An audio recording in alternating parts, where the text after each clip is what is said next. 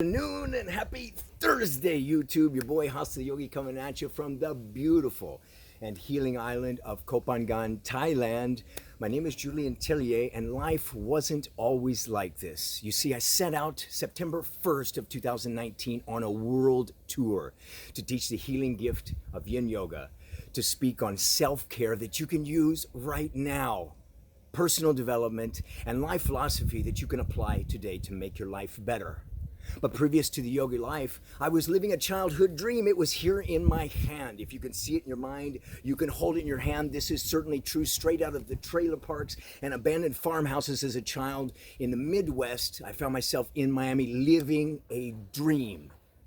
And it was all taken away from me. 5.5 weeks out from a Pro-Am competition in California, what was hopefully my debut as a sponsored athlete and a competitive bodybuilder in the men's physique division, I was hit by 2 automobiles from behind, broke my cervical in multiple locations, facing emergency surgery in a massive amount of pain. The second time I went to the ER, I was by myself, alone, scared, thinking about emergency surgery. The prognosis was $125,000 worth of repetitive surgeries and maybe 2 years, 104 weeks worth of rehab, and I would hope to be 70% better, only never doing overhead presses again and limited mobility. And after only 16 weeks of yin yoga, the right mindset, the right philosophy, a big heart, a good diet, and a lot of love and self-care, 16 weeks later, 80% of the disc tissue had redistributed according to a follow-up MRI. That's 4 months as opposed to 2 months, so I fell in love with the process and the healing capability of yoga. And maybe you don't need to heal physically. Maybe your body is fine. Your body's a temple and it's perfect. Maybe you need to heal something mentally. This also came with the practice of yin yoga. It is life changing. I was healing things I didn't even know needed healed. The mind tends to forget, but it stuffs it down on the body. It was incredible. I was healing physically and mentally. I fell in love with yoga and decided to travel and teach. I was traveling, studying the advanced modules of yin yoga, and I fell in love with international travel. No, I couldn't travel like that as a bodybuilder. I was married to the clock and the scale, eating up to 7 meals per day, 1 pound per meal, crazy diet. And whenever I went out or I traveled too far, I was hard on myself because I was missing what was my goal.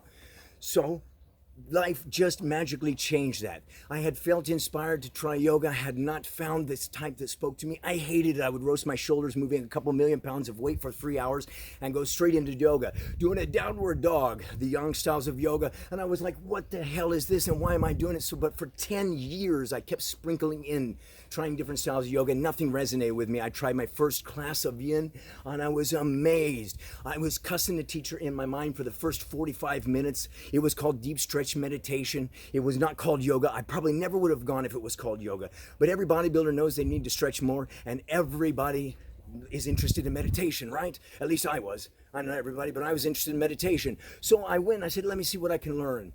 The first couple seconds of the pose, I was going maximum expression. Nobody explained to me that the poses were long held 1 to 5 minutes. I was screaming in my mind, get me out of this. What is this deep stretch meditation? That is not what this is. This is horrible.